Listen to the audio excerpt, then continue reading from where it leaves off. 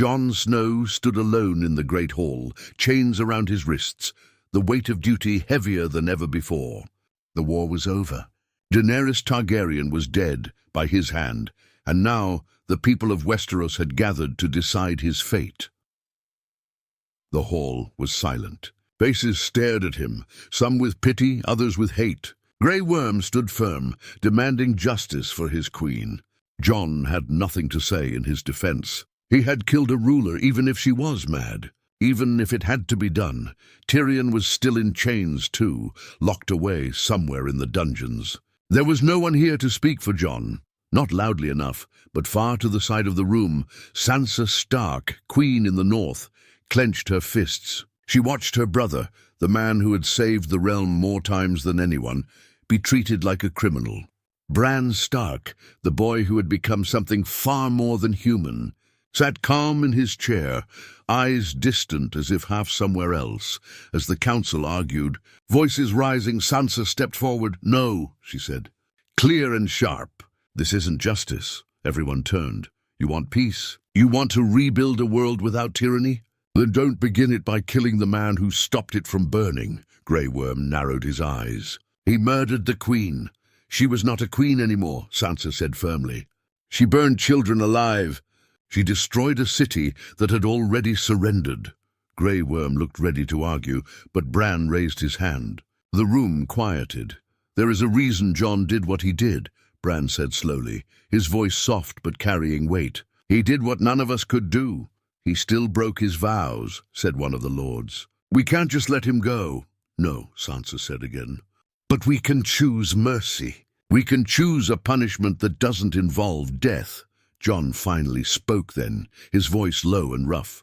"I'll accept whatever judgment you make. I didn't kill her for power. I did it because I believed I had to."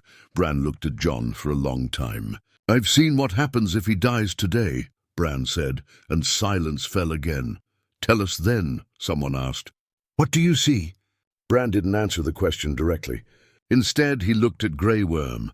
"What do you want, truly? Justice or revenge?" Grey Worm hesitated. His loyalty to Daenerys was strong, but he wasn't blind. He had seen the bodies in King's Landing. He had walked through the ashes. "I want peace," he said finally. "But I won't see her killer walking free," Bran nodded. "Then we won't let him walk free." "But we won't kill him either." Sansa stepped closer. "Send him back to the wall. Let him serve again. Let him disappear into the snow. That is punishment enough for a man who never asked for a crown, who never wanted to kill." Grey Worm looked at her, then at Jon, and finally at Bran. "You'd let him live, in exile?" Bran nodded. Yes. There was silence again. Then slowly, one by one, the lords and ladies began to agree. The war was over. More killing wouldn't bring anything back. Grey Worm gave a stiff nod. "Then let him go. Let him be forgotten." That night Sansa visited Jon in his cell. His face was tired, worn, but his eyes lit up slightly when he saw her. "You're not dying," she told him. "You're going north again." He let out a short laugh. "Back where I started." She looked at him, her eyes softer now. "Maybe you'll find peace there." "Maybe," he said, though he didn't sound convinced. "You did the right thing," she said. "I don't feel like I did." She leaned forward. "You saved us all. We just couldn't let them kill you for it." Jon was quiet for a moment. "Thank you." "You don't have to thank me," she said. "We're family." And with that, she turned and walked away, knowing he would never really be free, but at least he would live. The ship rocked gently against the cold waters as it sailed toward the distant north. Jon stood at the bow, watching the white horizon grow closer with each passing hour. The wind bit at his face, but he barely felt it. His heart was heavier than the armor he once wore. He was alive, but he didn't feel alive. He had no titles now. No crown, no war, no love. Ghost stood beside him, silent and loyal, his red eyes scanning the sea. At least some things remained. Behind him, a few old brothers of the Night's Watch, what was left of it, stood in awkward silence. There was barely a Night's Watch anymore. The wall was broken in parts, and there were no threats to guard against.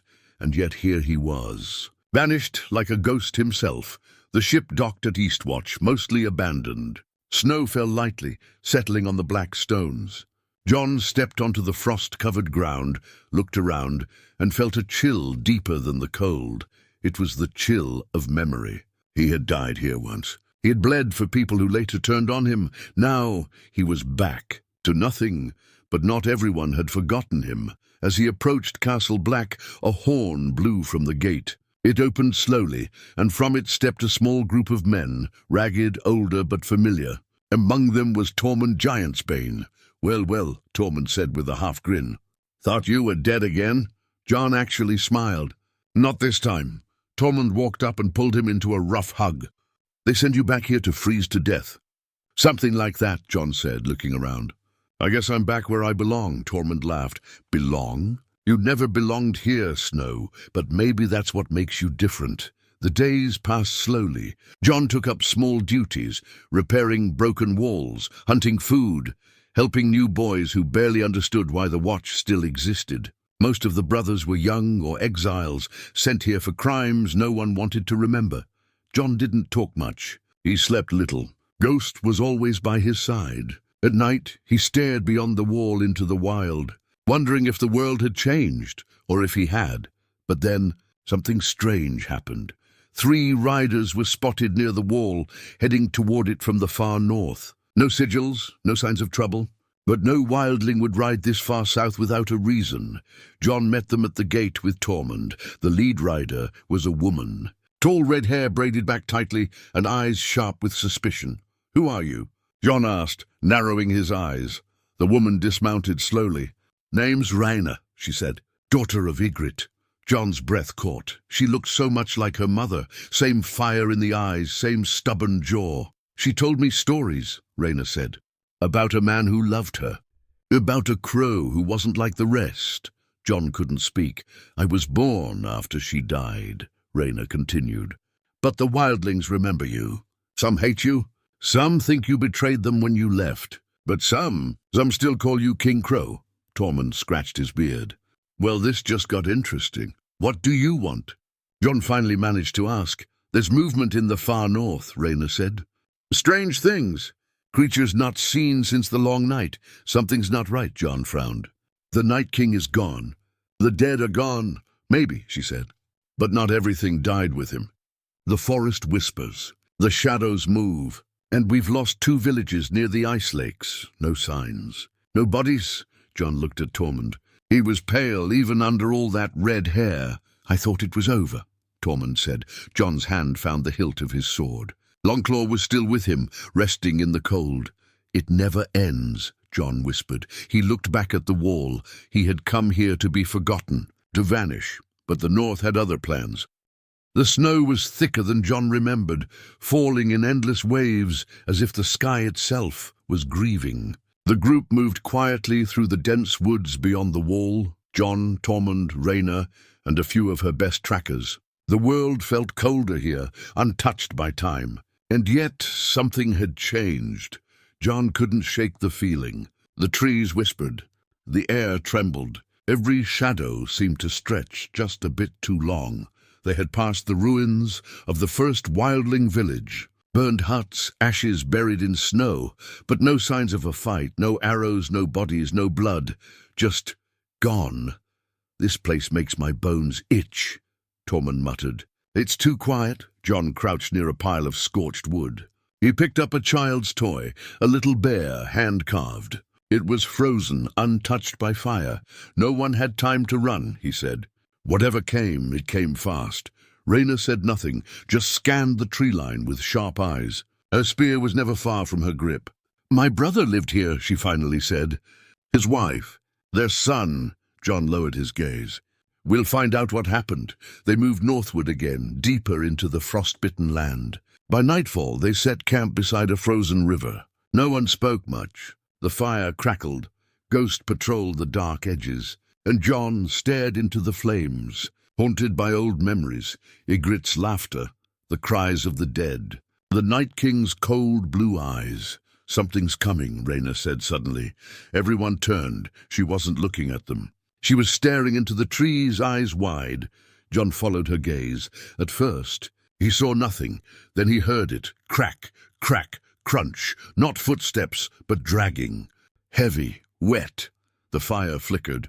Ghost growled low. Jon stood, hand on Longclaw.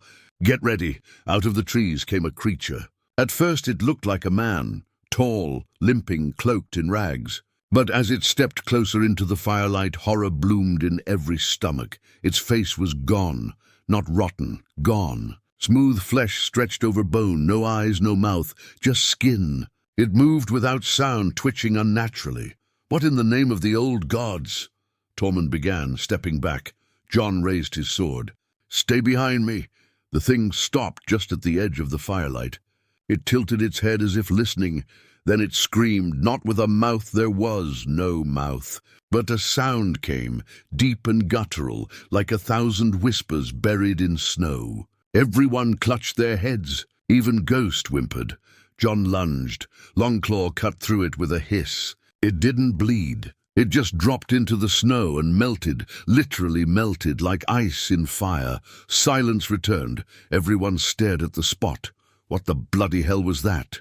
Tormund breathed. Rhaena knelt down, touching the wet ground. "That's not of our world." Jon was still staring, blade shaking. "It's not a White Walker. It's something else." Rhaena stood slowly. "There are stories," she said, "from the old ones, about things older than the walkers. Forgotten spirits, twisted by time, buried in the farthest corners of the world." "Buried," Jon said. "But now something's waking them up." Rhaena nodded. "This land has always been haunted. Maybe the Night King was only part of the storm. They didn't sleep that night, and the next day they found the second village. Same silence, same ash, no signs of war, no signs of struggle, but they found something different this time. At the center of the village, carved into the snow and stone, was a symbol, a spiral, just like the ones the White Walkers used to leave. Jon stared at it, heart thudding. "No," he muttered. "I killed him. We ended this." Tormund knelt beside it, running his fingers along the ice. "Maybe we only ended one piece of it." Jon looked around. "Then what the hell is rising now?" From behind him, Rhaena said in a hollow voice, "You need to go south. Tell your people." "This isn't over." Jon looked back at her. "I was sent here to disappear. No one south of the wall cares what I say. You're not gone," she said. "You're needed. Again." Jon clenched his jaw. "I don't even know what this is yet." She stepped closer. "Then find out before it finds you." And that night Jon dreamed. He saw the wall cracking again. He saw Bran sitting on his throne, eyes white, whispering to the weirwood trees. And from beneath the snow, something older than death opened its eyes. The dream stayed with Jon long after he woke. He didn't remember all the details, only flashes. Bran with his eyes rolled white, birds flying backward, snow turning black, and something massive beneath the ice, pulsing like a heartbeat. When he sat up, sweat clung to his neck despite the cold. The fire was low. The others were still asleep except Ghost, who stood alert. Growling softly at nothing, Jon reached for his sword. He didn't know what scared him more, the strange creature they'd fought, or the memory of the Night King's army, and how even that now felt smaller. By dawn he had made up his mind. "I have to go back," Jon told Tormund as they packed up camp. Tormund frowned. "Back where?" "South, to Winterfell, maybe even King's Landing. I need to speak to Bran. I need answers." Tormund scratched his beard. "You sure that's wise? They only just agreed not to hang you. You think they'll welcome you if you show up like a ghost from the past?" "I don't care," Jon said. "This thing we saw, it wasn't human. It wasn't dead. It wasn't anything. And the spiral symbol? That wasn't just for show. The walkers left those for a reason. Bran said they were part of something ancient, something deeper than we understood." Rhaena joined them, slinging her bow across her shoulder. "Then we're all going." Jon shook his head. "No, you stay. If I fail, if they don't listen to me, someone has to hold the north. Someone has to be ready." She stared at him for a moment, then gave a slow nod. "If the wind changes, I'll know." That afternoon, Jon and Ghost set off south with only one companion, an old raven, black as midnight, circling above as if sent by Bran himself. The journey was harsh. Snowstorms came down in waves, and wildling scouts warned them of strange lights in the sky and animals vanishing without a trace. Jon ignored them all, riding hard for Winterfell. urgency pressing in his chest like a second heartbeat. When the castle gates came into view, something strange happened. The guards recognized him. No one raised a sword. A raven had arrived the night before, and Sansa was already waiting in the courtyard. "You look like you fought a mountain," she said as he dismounted. "I think I did," Jon muttered. Brushing snow from his cloak, Sansa walked beside him through the halls of Winterfell. Her expression was calmer than the last time he'd seen her, but her eyes still held iron. "Why did you come back?" she asked. "I didn't have a choice." He told her everything. The faceless creature, the spiral, the vanishing villages, Rhaena, the dream. Sansa didn't speak until they were alone in the Godswood. "You're saying the dead weren't the end," she said quietly. "I'm saying we might have stopped a war, but not the thing that caused it." Sansa looked at the weirwood tree, snow falling around them like feathers. "Then there's only one person who might know more." Jon nodded. Bran. Bran hadn't spoken to many people since becoming king. He ruled through quietness, through whispers and visions. Some called him the Broken King, others the Dreaming King. Sansa arranged for Jon to travel to King's Landing under protection. There were still those who hated him, but the North's word still meant something. It was strange to ride through the South again. The land was healing but slowly. Burnt ruins still dotted the fields, and people looked at armored riders with suspicion. By the time they reached King's Landing, Jon felt like a man returning from death a second time. Bran sat alone in the Red Keep, surrounded by silence. No throne made of swords, just a plain chair beneath a great window. His eyes were as distant as ever, but when Jon walked in, Bran smiled slightly. "You saw it, didn't you?" Bran said. Jon froze. "You already know?" Bran's voice was soft. "I see what I'm allowed to see. And what I saw frightened even me." Jon stepped forward. "What was that thing?" "It wasn't one of the dead." "No," Bran said. "It was something older. Older than the first men, older than the walkers. Before the children of the forest, before magic had a name, there were things that fed on fear, sleepers beneath the ice. The Night King was their soldier, but he was never their master." Jon's blood turned to ice, and now, Bran continued, they're waking up. Because the balance was broken, Jon leaned in. "How do we stop it?" Bran didn't answer right away. When he finally did, his words were cold as steel. "We can't." Jon stood frozen in front of Bran, the words hanging in the air like mist. "We can't stop it." He felt as if the world tilted. After everything he had fought for, everything he had lost, Daenerys, the Watch, Ygritte, his name, his place in the world, and now Bran was telling him it was all pointless? "What do you mean we can't?" Jon asked, stepping closer. "We fought the White Walkers. We ended the Long Night. Why can't we stop this?" Bran blinked slowly. "Because we killed the wrong king."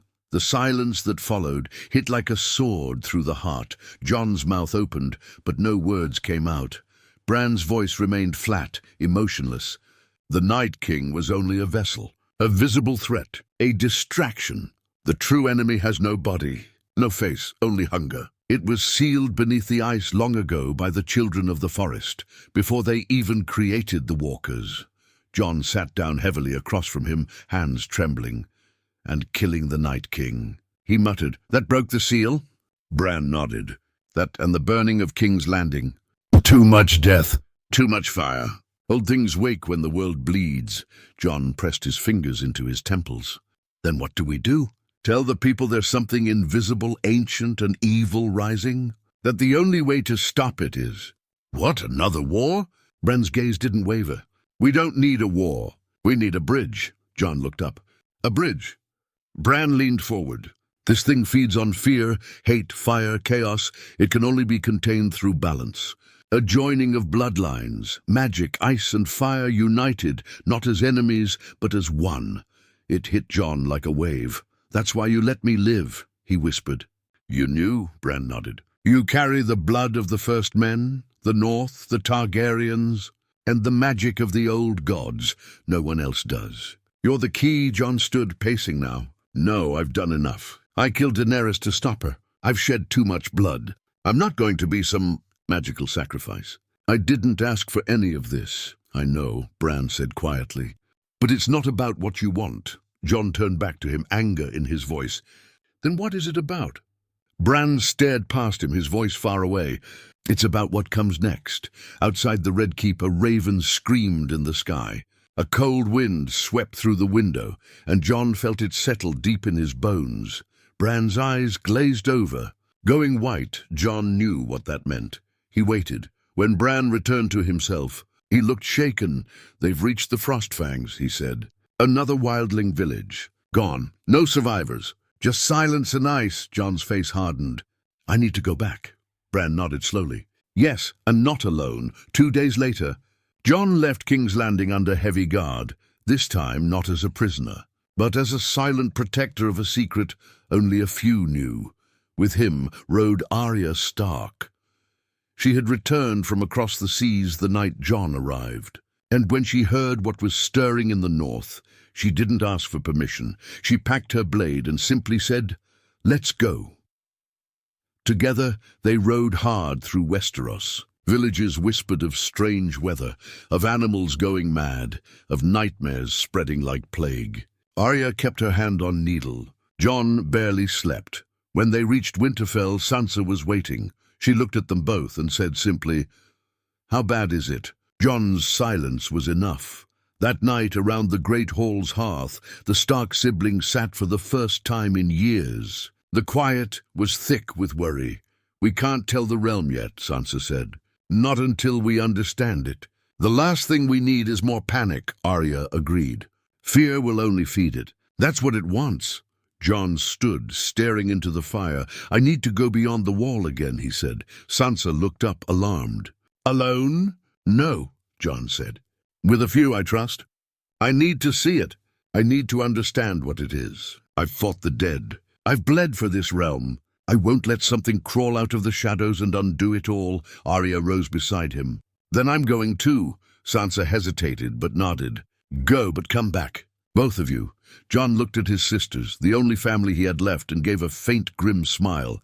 "If I don't," he said, "light the fires and warn the world." And with that he turned once more to the north, back to the snow, back to the dark, back to the thing no one could name. The north had never looked this quiet. Jon and Arya rode side by side under the grey sky, the snow crunching beneath their horses' hooves. Behind them followed 5 others.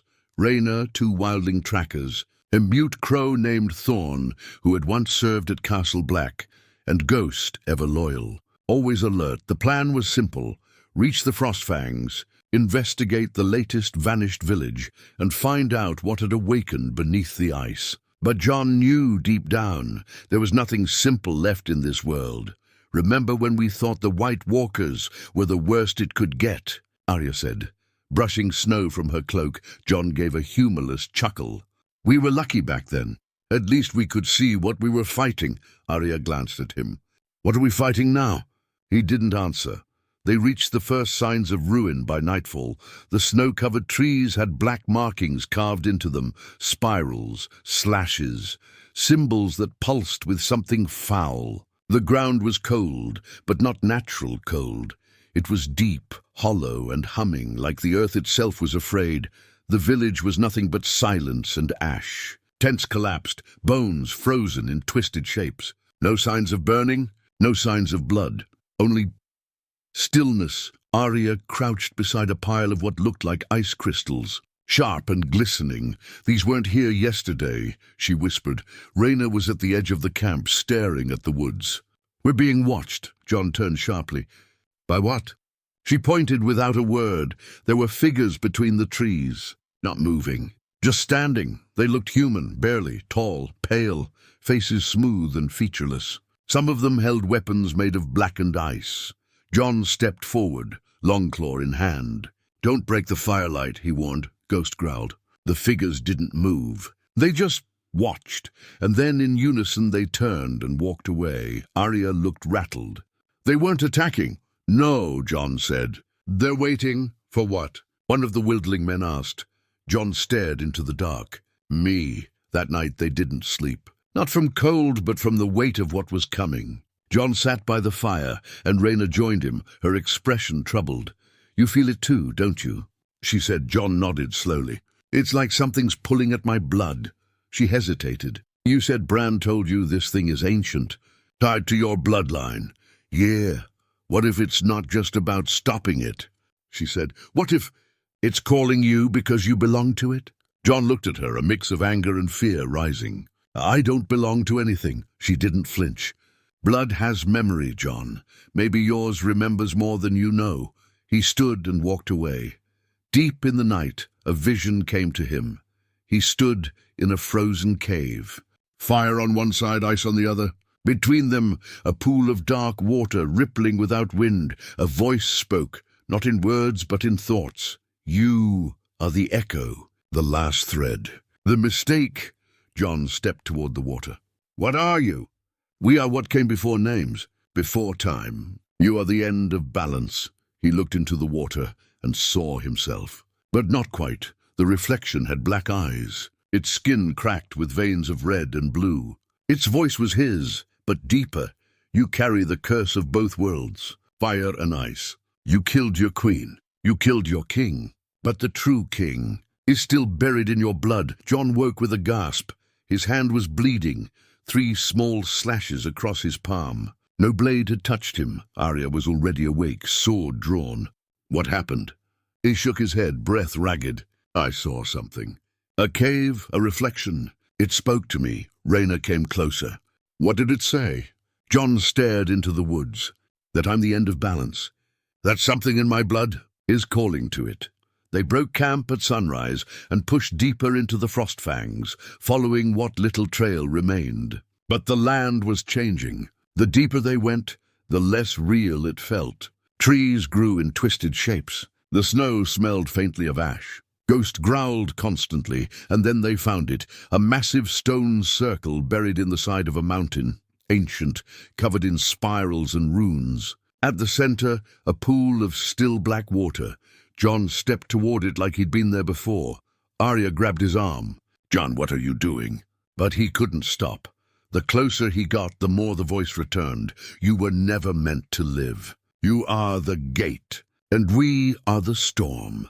He fell to his knees as the ground shook. The pool rippled. From the water, something rose, not a body, not a creature, a shadow, shaped like a man, but made of ice and smoke. Its voice poured into every ear like poison.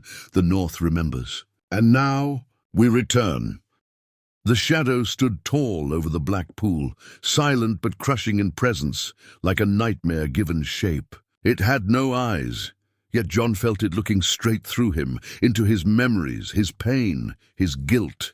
Arya gripped Needle tighter, stepping in front of him. Back away from it, she hissed. But Jon didn't move. He was frozen, not by fear, but by recognition. The thing wasn't just looking at him, it knew him. Targaryen, Stark, Snow, it whispered, though its mouth never moved. Son of betrayal, child of prophecy. You were forged from lies, but your blood was true. The others circled, weapons drawn. Rhaena raised her spear. Tell us what you are, she shouted into the cold air. The shadow tilted its head. We are the hunger in the roots of the world. We are the silence before names. We are the reason the Night King rose, and the reason he fell. Arya looked at Jon. What is it talking about? Jon's voice cracked.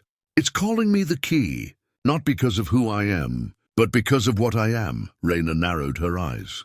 Then what are you, Jon Snow? He turned to her slowly, voice low and hollow. A weapon, the shadow spoke again, voice echoing through the mountain walls. Your blood is the gate, Jon Snow, the one who walks between fire and frost. Open yourself. And we awaken fully, Jon staggered back. No, I'm not doing anything.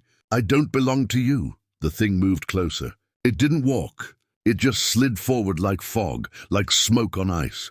The cold around it thickened, the firelight dimmed. Even Ghost whined, tail tucked, ears flat. Then they will die instead, it said, and the mountain roared. Suddenly the cliffside cracked open. From within, a scream poured out, dozens of them. Creatures poured from the fissures, tall, thin, pale things with no mouths, their eyes sealed shut, their hands like blades of bone. Arya didn't wait. She charged. Needle sang as she sliced through the first creature's leg. It screeched without a mouth, falling, black mist leaking from its wound. The wildlings fought too, but the things didn't die like normal enemies. Some melted back into the snow. Others reformed. One slashed Thorn across the chest. He didn't even scream. He just dropped, eyes wide, dead before he hit the ground. Rhaena threw her spear into the heart of another, pinning it to a tree. "Jon!" she shouted. "We can't hold them forever." But Jon was still locked in place, the shadow wrapping around him now like a cold mist, whispering in his mind, "Let go. Accept your place. Become the gate. Become us." And deep inside something stirred. Something old. Visions flooded Jon's mind, Daenerys dying in his arms. The long night, the fire-consuming King's Landing. But then something else, a memory not his own, a woman in white robes placing a child on ice, a chant in an ancient tongue, a name. Aemon, Jon gasped. "That's not my name," but the shadow hissed. "It was! Before they made you forget. Before they called you Jon Snow." Arya spun, blood on her face, eyes burning. "Jon, you have to fight it." He turned to her, shaking. "It's in me, Arya. It's been in me since I was born. The blood of the first men, the Targaryens. The magic Bran spoke of. It's not just power. It's a curse." "No," she said, grabbing him. "You are you, not some ancient weapon. You're the man who killed the Night King, the one who saved the realm. You're not theirs." Jon looked at the creatures still clawing through the snow, at the darkness growing in the sky, at the shadow, now whispering his true name again and again like a spell, and then he looked at Arya. "I don't know how long I can hold this back," he said. "If I lose control, if it takes me—" She shook her head. "We won't let that happen." But he stepped back. "No," he said. "You might have to kill me." She flinched like she'd been struck. "I'm serious," Jon said, voice shaking. "If I turn into what they want me to be, if I become the gate, don't hesitate. You know how. You've done it before." Arya's lip trembled, but she clenched her jaw. "Then don't give me a reason to." The ground cracked again. More were coming. Jon drew Longclaw. For now the choice was still his. "Let's finish this," he said. And together they turned to face the storm. The storm had a heartbeat now. It pulsed through the snow, through the mountain, through Jon's chest. The creatures poured out of the darkness like a swarm of forgotten nightmares, formless, faceless, but with purpose. They weren't here to fight. They were here to awaken something. Him. Jon stood between the shadow pool and the rising horde, Longclaw drawn, its steel flickering with firelight. Arya stood beside him, her blade soaked in black mist. Ghost was limping but still growling, refusing to back down. Rhaena and the last wildling tracker circled the fire, holding their ground. Everyone was bleeding.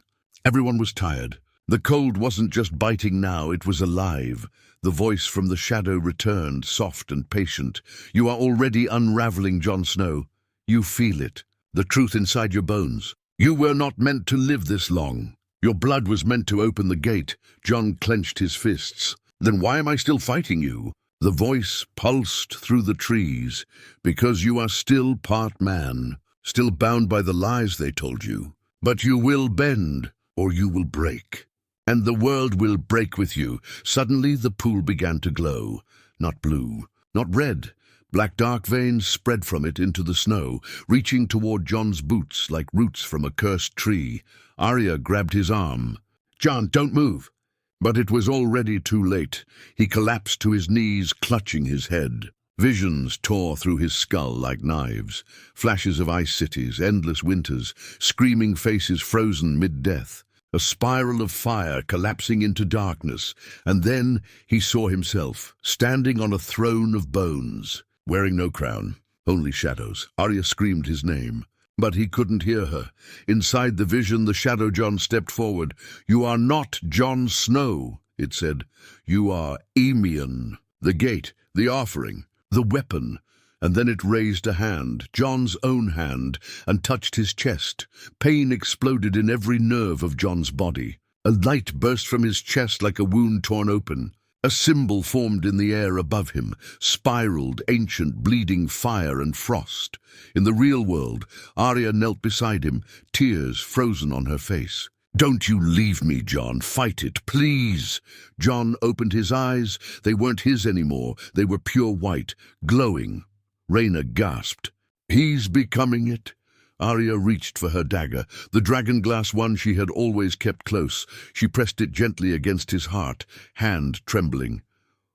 If you're still in there, give me a sign. Jon stared at her blankly, and then he blinked. Once, slowly, a tear rolled down his cheek. He whispered, hoarse, barely audible, I'm still here. Arya's grip loosened. Then fight it, she said, but Jon shook his head. I can't hold it back much longer. It's in me, Arya. It is me. The shadow behind him grew taller now, fully risen from the pool, its face a swirling void. Your choice is over, it said. You are the key. The door is open. Jon staggered to his feet. Then I'll seal it from the other side. No, Arya said, stepping in front of him. There has to be another way. But Jon gave her that same look he had given her before the Battle of Winterfell. The look that said, this is goodbye. He stepped toward the pool. The darkness reached for him like arms. Arya lunged, but not with her blade. With a hug, she pulled him close, holding him tightly. You're not alone, she whispered.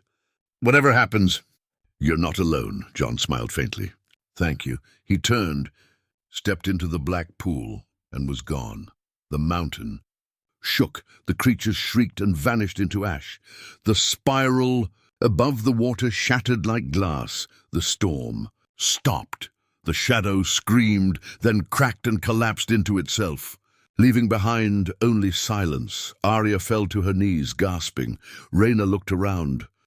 What just happened? Arya wiped her tears. He sealed it. From the inside, he gave himself to stop it. Ghost limped to the edge of the pool, sniffed it once, and howled. The echo rang through the mountains like a song of mourning. Days later, they returned to Winterfell. Arya didn't speak much. But when she saw Sansa, she simply said, "It's over," Sansa cried. Not just for Jon, but for what he had become. Bran, when told, only nodded. He did what he was born to do. Years passed. Winter faded. Arya carved Jon's name on the heart tree herself. Jon Snow, Aemon, the last gate, the one who chose. Ghost never left the north. Some nights, people say they hear a howl deep in the mountains, followed by a whisper in the wind. The north remembers, but more importantly, the north endures.